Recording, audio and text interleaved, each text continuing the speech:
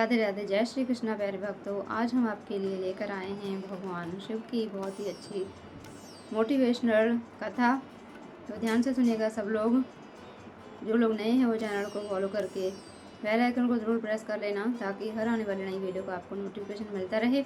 Video अच्छी लगे तो लाइक कर देना। हर हर महादेव बोलकर कथा शुरू करते हैं। तो प्रेम से बोलिए हर हर महादेव। चलिए शुरू करते हैं कथा हमारी। तो एक समय की बात है कि शिव कैलाश पर्वत पर वेदों का रहस्य पार्वती को समझा रहे थे। पार्वती बड़े ध्यान से सुन रही थी, परंतु बीच बीच में वह ऊँघने भी लगी थी। जब बहुत प्रयास करने पर भी पार्वती अपने मन को एकाग्र न रख सकी तो शिव को क्रोध आ गया। वो बोले, पार्वती ये क्या हो रहा है? मैं तुम्हें इतना गूढ़ रहस्य समझा रहा हूँ और तुम तो नींद की झपकियाँ ले रही हो। तुम में तो इतनी ही बुद्धि है कि जितनी किसी मछुए की स्त्री में। जाओ मृत्यु लोक में किसी मछुए की स्त्री के रूप में जन्म लो। तो शिव के श्राप के कारण पार्वती उसी क्षण वहाँ से लोप हो गई। तत्पश्चात में शिव को बहुत पछतावा हुआ कि ये मैंने क्या कर दिया। तो जिसका स्नेह मेरे लिए अगाध था उसी को मैंने क्रोध में आकर त्याग कर दिया है। तो शिव की मनोदशा उनके परम सेवक नंदी से छिपी न रह सकी। वह सोचने लगा कि स्वामी बहुत व्याकुल हैं माता पार्वती के बिना। जब तक माता लौटेंगी नहीं, स्वामी को चैन नहीं मिलेगा। तो उधर पार्वती मृत्यु लोक में पहुंची और एक शिशु बालिका के रूप में वो नई वृक्ष के नीचे लेट गई। कुछ ही देर में पुरवर कबीले के कुछ मछुए अपने सरदार के साथ वहां से गुजरे तो उनकी नज़र उस शिशु बालिका पर पड़ी। सरदार ने बालिका को उठाया और उसे भगवान का भेजा प्रसाद समझकर अपने घर ले आया।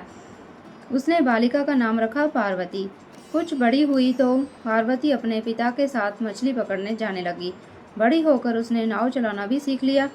पार्वती अद्वितीय सुंदरी थी। कबीले के कितने ही युवक उसके रूप की प्रशंसा करते नहीं थकते थे।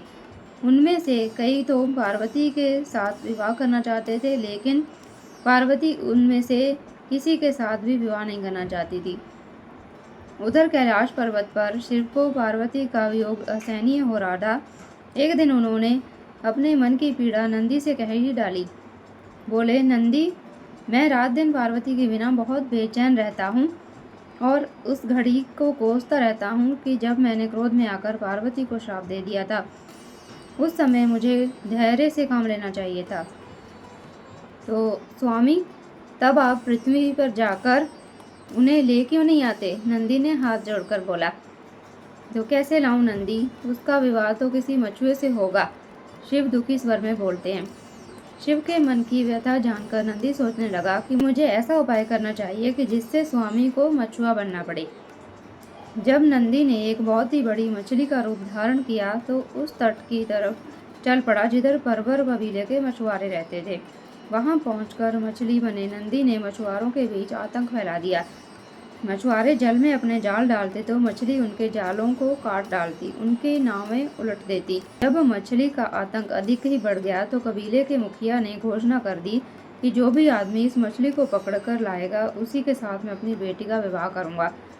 अनेक युवकों ने उस मछली को पकड़ने का प्रयास किया, लेकिन असफल रहे। निराश होकर मछुआ सरदार शिव की शरण में गया तो बोला, हे भगवान, हमें इस मछली से मुक्ति दिलाइए।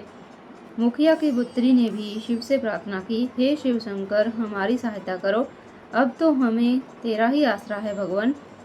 तो शिव ने उसकी प्रार्थना सुनी। एक मछुए के भेष में वे मुखिया के पास पहुंचे। उन्होंने मुखिया से कहा, मैं उस मछली को पकड़ने के लिए यहाँ आया हूँ। मुखिया ने कहा, युवक, तुमने उसे पकड़ लिया तो हमारी जाति सदा तुम्हारी कृतज्ञ रहेगी। दूसरे दिन शिव एक बहुत बड़ा जाल लेकर सागर के जल में उतर पड़े। उन्होंने जाल फेंका तो मछली आकर उसमें फंस गई, तो जो कि वास्तव में नंदी था। मछली बना नंदी सोचने लगा, मेरा काम हो गया, अब स्वामी और माता पार्वती का मिलन हो जाएगा। शिव मछली को किनारे लाए मछुआरे उनकी जय जयकार करने लगे। सरदार बोला, तुमने हम पर बहुत बड़ा उपकार किया युवक, हम किस प्रकार तुम्हारा आभार व्यक्त करें। फिर वचन के अनुसार मछुआ सरदार ने बड़ी धूमधाम से अपनी पुत्री का विवाह युवक के साथ कर दिया। मछुआरे शिव और मछुआरिन पार्वती के विवाह के पश्चात नंदी अपने वास्तविक रूप में प्रकट हो गया और उन्हें अपनी पीठ पर बैठाकर कैलाश पर्वत ले आया। शिव की वास्तविक व्यथा दूर हो गई और पार्वती भी श्राप से मुक्त हो गई।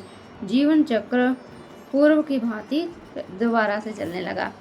तो ये थी हमारी आज की कथा। आप सबको कैसी लगी? कथा अच्छी लगी होगी तो वीडियो को लाइक कर देना, शेयर कर देना अपने परिजनों के साथ।